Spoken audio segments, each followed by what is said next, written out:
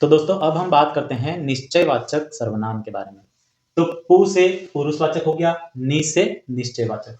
दूसरा सर्वनाम निश्चयवाचक यानी कि जो सर्वनाम निकट या फिर दूर के व्यक्ति या पदार्थ की ओर संकेत करता है। संकेत भी कैसा होना चाहिए? निश्चित संकेत होना चाहिए। जो सर्वनाम निकट के या फिर दूर के व्यक्ति या पदार्थ की ओर निश्चित संकेत करता है तो उसे हम निश्चयवाचक सर्वनाम कहते हैं। जैसे कि हम दो प्रकार के, एक होते हैं निकटवर्ती, दूसरे होते हैं दूरवर्ती। निकट के और दूर के। तो निकट वाले जो शब्द होंगे कौन कौन से होंगे? यह, ये, इस प्रकार के। और वह, वे कौन से होते हैं? दूर के लिए। तो जैसे कि मैं कहता हूं कि यह पुस्तक मेरी है, इशारा कर रहा हूं मैं, यह पुस्तक मेरी है।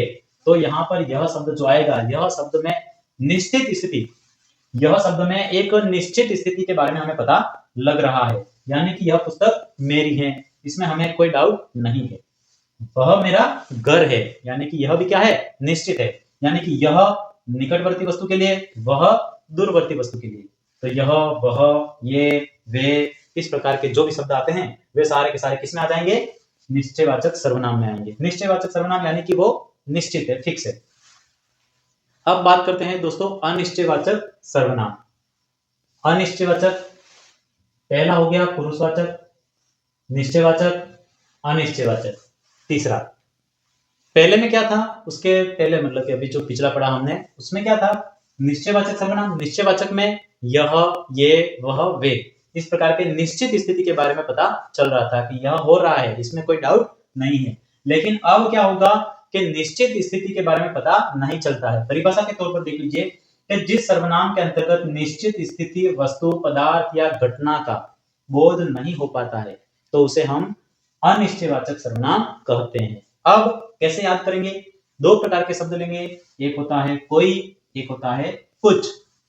कोई, कोई कहते ही कोई आया है, पता नहीं है, अनिश्चित है। ठीक है। टेबल पर कुछ रखा है, पता नहीं है, अनिश्चित है। समझ में आ जाएगा। अब कोई, ज्यादातर हम देखते हैं कि कोई जो होता है शब्द हम सजीव वस्तुओं के लिए इसका इस्तेमाल करते हैं। अब मैं कहता हूं कि कोई आया है, तो आने वाला तो सजीव ही होगा, तभी चल करके आया है। तो इसी प्रकार से हम कहेंगे कि कोई पता नहीं है। हर शब्द या फिर अपन कहें कि हर वाक्य जो कोई से कोई सर्वनाम से बनेगा तो वहां पर कौन सा हो जाएगा? अनिश्चयवाचक सर्वनाम हो जाएगा। अब है कुछ, टेबल पर कुछ रखा है ना। अपन कहते हैं कि कमरे में कुछ बज रहा है ना। तो कुछ बज रहा है यानी कि कुछ हो सकता है। तो कुछ क्या हो सकता है? कि अनिश्चित है, पता नहीं है। तो मैं लिख देता हूं चलो कि मेज पर कुछ रखा है। क्या रखा है? पता नहीं है।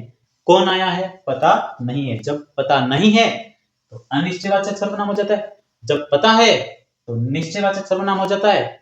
अब उसके लिए मैं, आप, वह, इस प्रकार के पुरुष आ रहा है अगर तो पुरुषवाचक सर्वनाम हो जाता है। इस प्रकार से आप इसको याद कर सकते हैं। अब अगला है हमारा दोस्तों निजवाचक सर्वनाम।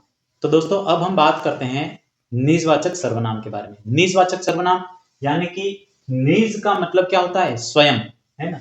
निज का मतलब ही क्या होता है? हम स्वयं के लिए जो बात कर रहे हैं। किस प्रकार से? कि जिन सर्वनाम शब्दों का प्रयोग बोलने वाला स्वयं अपने लिए करता है, ऐसे शब्दों को क्या कहते हैं? निजवाचक सर्वनाम कहते हैं।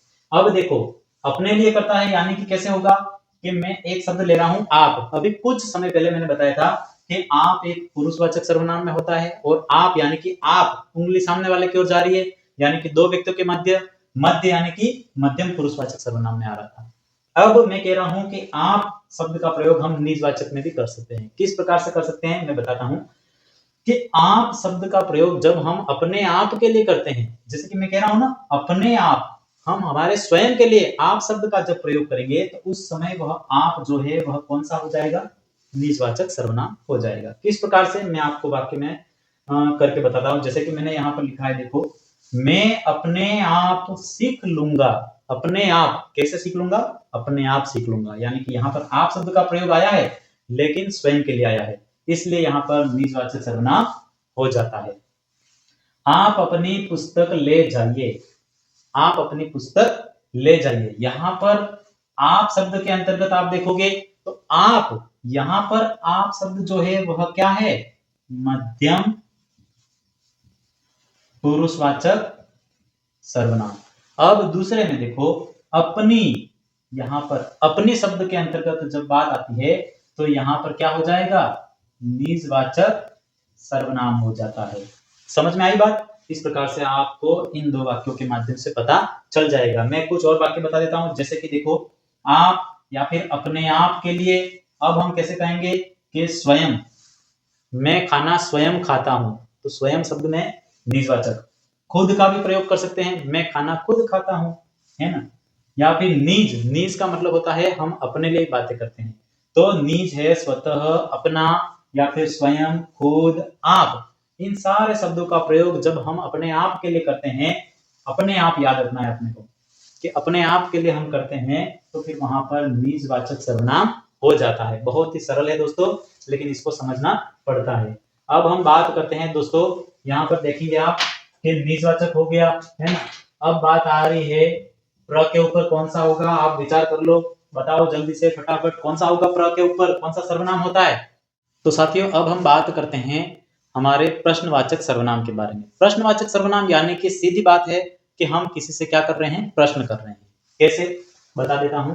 प्रश्नवाचक सर्वनाम यानी कि प्रश्न पूछने के लिए हम जिन सर्वनाम शब्दों का प्रयोग करते हैं वहां पर प्रश्नवाचक सर्वनाम होता है। देखो अब सबसे पहली पहचान तो हमें लास्ट में क्या देखना है कि प्रश्नवाचक चिन्ह होना चाहिए। कभी कभी क्या होता है कि प्रश्नवाचक चिन्ह गायब कर दिया जाता है, लेकिन अगर उसमें प्रश्न पूछा जा रहा है और प्रश्नवाचक शब्दों का प्रयोग किया जा रहा है तो वहां पर प्रश्नवाचक सर्वनाम होता है।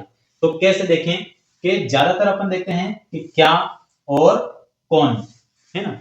तो क्या में ऐसे ही अपन याद करने के लिए कि निर्जीव वस्तुओं का प्रयोग किया जाता है, और कौन में सजीव वस्तुओं का प्रयोग किया जाता है। कि क्या से अपन क्या याद करेंगे कि आपका क्या नाम है। देखिए आपका क्या नाम है, लास्ट में क्या लगाया है, प्रश्नवाचक चिन्ह लगाया है, तो क्या शब्द में कौन सा सर्वनाम हो जाएगा, प्रश्नवाचक सर्वनाम हो जाएगा। उसके बाद में हम देखते हैं कौन। तो अब कौन के आगे देखें कि बाहर कौन नाच रहा है, मैंने कहा था सजीव वस्तु के लिए ज्यादा होगा, तो कौन कौन नाचने वाला तो कोई सजीव ही होगा, यानी कि कौन में क्या आ जाएगा, प्रश्नवाचक सर्वनाम आ जाएगा। अब क्यों, है ना, तो क्यों से भी आप कोई भी प्रश्न पूछ सकते हो। कब, कब से आप बना सकते हो, है ना। इसमें हमने एक वाक्य, हर एक से हमने वाक्य नहीं लिया है, आपको समझाने के लिए कुछ शब्द लिख दिए हैं और इस प्रकार से आपको समझाया है कि जब भी हम किसी से प्रश्न पूछेंगे शब्दों का प्रयोग किया जाएगा तो प्रश्नवाचक सर्वनाम हो जाएगा। किसने, कब, इन्हें किसने बुलाया, लास्ट में प्रश्नवाचक चिन्ह आ गया, इसमें भी प्रश्नवाचक चिन्ह आ गया। आप गांव कब जाओगे, तो कब, क्यों, कैसे, देखो क्या क्या है, क्या, कौन, क्यों, कब, किसे, किसने, किसको, कैसे, कहां और कितना, और भी बहुत सारे हो सकते हैं जिनसे हम कोई प्रश्न पूछेंगे तो वहां पर प्रश्नवाचक सर्वनाम होता है। ज्यादातर हमें इस प्रकार के याद रखने हैं। फिर आगे हम बात करते हैं हमारा अंतिम सर्वनाम का भेद, है ना, वह है स से। स से क्या नाम हो सकता है बताओ मुझे, हमें याद करके उसको बिल्कुल याद, तो क्या कि जैसे ही सर्वनाम के भेद आते हैं आपको आधी रात में भी कोई पूछे, नींद में भी अगर, तो फिर आप बता सकोगे कि पुण्य अनिप्रस, पुण्य अनिप्रस याद हो गया तो सब याद हो गया बस।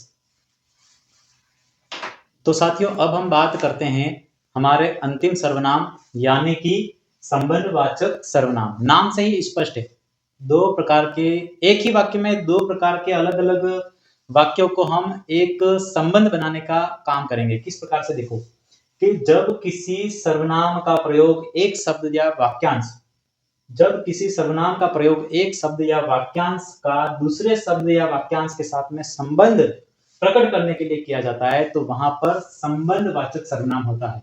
हमें परिभाषा के ऊपर इतना गौर नहीं करना है, सीधा हम कहां जाएंगे, उदाहरण की तरफ। उदाहरण की तरफ कैसे कि दो प्रकार के अलग अलग वाक्य होंगे, उनमें क्या बताया जाएगा, संबंध बताया जाएगा। जैसे कि हम कभी कभी देखते हैं कि जो, सो, जितना, उतना, जिसे, उसे, जिसको, उसको, है ना, जिसका, उसका, जैसी, वैसी, तो इस प्रकार के जो उदाहरण आएंगे वो किसमें आएंगे, संबंधवाचक सर्वनाम में आएंगे। अब देख लेते हैं अपन कि जो और सो यानी कि क्या होता है, किस प्रकार से इसमें संबंध के अंतर्गत अपन इसमें वाक्य बनाएंगे। तो हम देखेंगे कि हम एक बोलते हैं शब्द कि जो करेगा, सो भरेगा। अब दो देखो, एक जो सो, जो करेगा वही भरेगा, यानी कि जो करेगा सो भरेगा, जो सो। तो इसमें जो हो जाएगा वह कौन सा हो जाएगा सर्वनाम? संबंधवाचक सर्वनाम हो जाएगा। अब जितना उतना, यानी कि जितना कहा जाए उतना ही बोलो, ठीक है। जिसे उसे, जिसे बुलाया जाए उसे अंदर आने दो, या फिर अपन देखेंगे कि जिसे उसे, है ना, जिसे कहा गया उसे करने दो, है ना। जैसी वैसी में क्या होता है? जैसी करनी वैसी भरनी। तो इस प्रकार से जैसी वैसी, जिसे उसे, इस प्रकार के जो भी वाक्य आते हैं, जितना बोला गया है उतना ही करो, है ना। तो ये हो जाएगा, जिसको पुकारा है उसको खड़ा होने दो, है ना। तो उस प्रकार से ये वाक्य बन जाते हैं।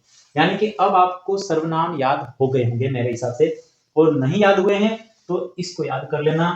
पुरुषवाचक, निश्चयवाचक, अनिश्चयवाचक, निजवाचक, प्रश्नवाचक और संबंधवाचक, पुनि, अनि, प्रश्न, इस प्रकार से आप इसको संपूर्ण रूप में याद कर सकते हैं। उदाहरण मैंने यहाँ पर बहुत कम बताए हैं, अगर मैं ज्यादा बताऊंगा तो क्लास थोड़ी ज्यादा लंबी हो जाएगी, और हमें तो समझने के लिए यहाँ पर ये इतना मेरे हिसाब से पर्याप्त है, कुछ भी इसमें मैंने छोड़ा नहीं है। और इससे संबंधित आपको और भी कोई समस्या है और कुछ और जानना है तो आप मुझे कमेंट बॉक्स में लिख करके भेज सकते हैं, उसके माध्यम से ऐसा ही वीडियो बनाने का प्रयास करूंगा और आपके समक्ष प्रस्तुत करूंगा। चलिए हम मिलते हैं अगली कक्षा में दोस्तों। इस वीडियो को शेयर कर देना, लाइक कर देना, और जो भी हो सके, जितना भी हो सके आपके हिसाब से आप देख लें दोस्तों। अब हम मिलते हैं अगली कक्षा में, तब तक के लिए धन्यवाद। जय हिंद।